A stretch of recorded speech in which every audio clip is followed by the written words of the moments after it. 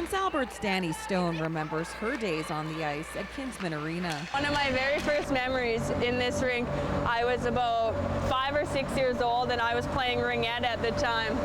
And I just had a face full of hair. I got a penalty.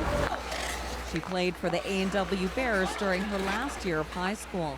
Now at 25 years old, she's a veteran. A former professional player with the Calgary Inferno in the Canadian Women's Hockey League.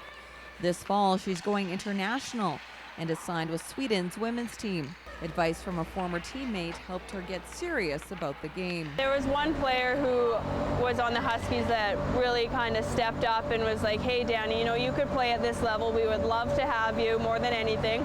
So it just made me feel confident in knowing that I was good and people did want me to play on their team. So that was definitely a big part in me making the decision as where to go for school. Stone is one of 4 experienced women's instructors at the North Female Summer Hockey Camp. This is the first time the all-girls camp has been assembled. It includes 15 novice and atom players, 35 peewee, bantam, and midget participants. They really concentrate on everyone, and they don't just work on one person. They like to work with everyone. A bonus of the camp is the female coaches. Robin Ulrich is a former player and coach of the U of S Husky women's team. Currently in Saskatchewan, I mean, there's some female coaches for sure, but I would like to see more, and it's really important for them to have that female role model. Mentorship from women who play the game can inspire players to reach their full potential.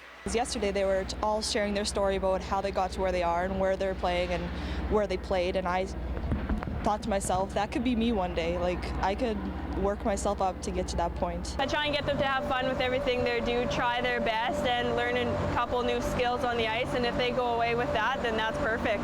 Young players also get one-on-one instruction, something that's often overlooked during the season in a team environment. We focus a lot on skating and puck skills, which sometimes don't, in the big scheme of the season, don't always get focused on by coaches because you're working on teaching them other pieces of the game and the full team play.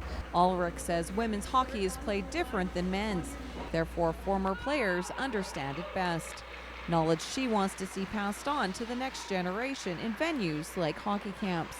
One thing I do is encourage any players that I've worked with the Huskies that when they graduate and it's time to move home or wherever they decide to go, to get involved and give back to the game and provide that positive female role model and somebody that those kids can look up to, because they really relate to you on a different level than they would relate to a male coach. For Go, I'm Lisa Risom.